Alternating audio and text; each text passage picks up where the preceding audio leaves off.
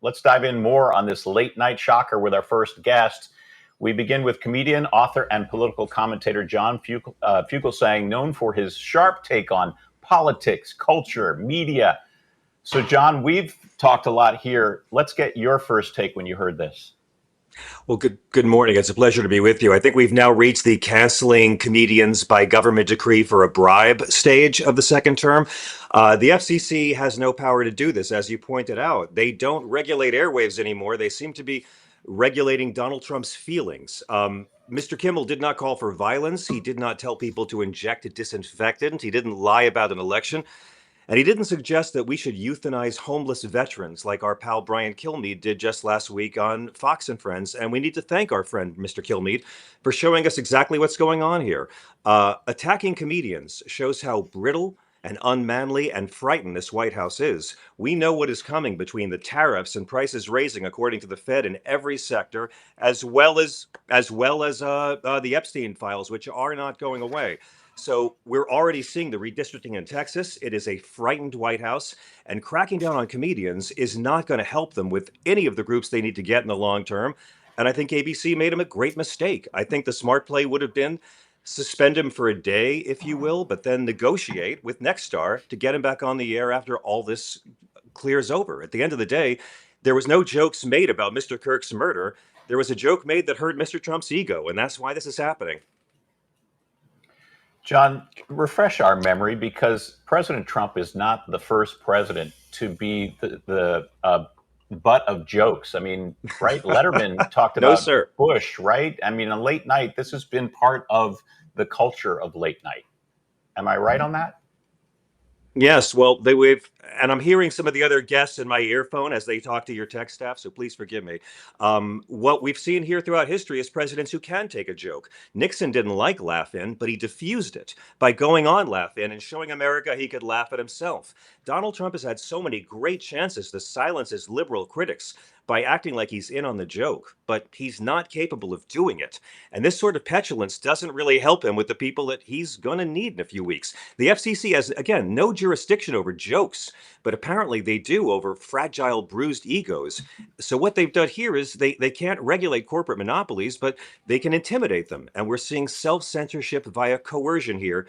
And it just makes Donald Trump look desperate and scared. He could have turned this into such a win and had a laugh at his own expense. He can't do it.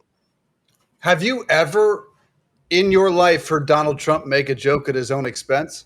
No, sir. No, and I've hosted events for him. I've worked with Trump before. He's not able to do it. He's too insecure a man. And again, a more confident, relaxed man would laugh this off, makes it, and Trump's done it a few times. You'll see him make a joke at his own expense once a year or so. But this just makes this White House look terrified.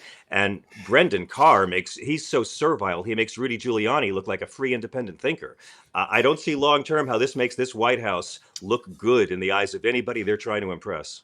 And this comes just about 48 hours after the Attorney General of the United States said on a podcast that hate speech, that they will prosecute hate speech. Apparently, she missed at Stetson Law School the whole free speech constitution part of law school. For the conservatives that Yes. are watching this morning, I just want to I want you to speak to them. They say everything Absolutely. Jimmy Kimmel says is negative about Donald Trump, and I don't like that on my TVs.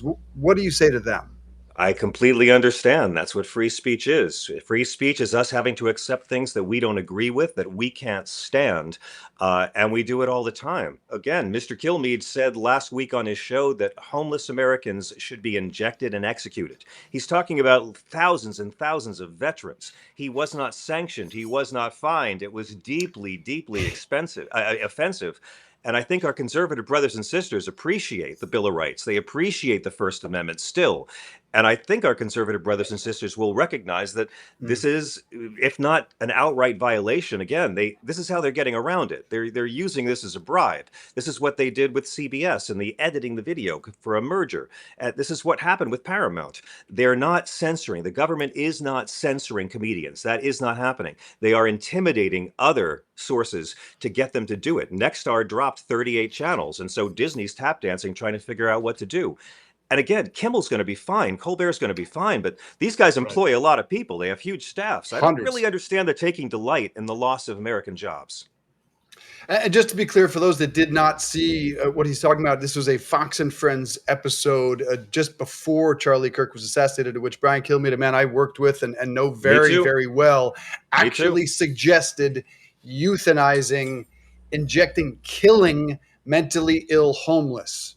Which he did apologize for. He apologized. He was not suspended for a single day. Right. No sanction on the channel either. That's acceptable. It's acceptable. So again, if this is what we have to do, we all live with this in a free society. We all have to put up with speech we don't care for.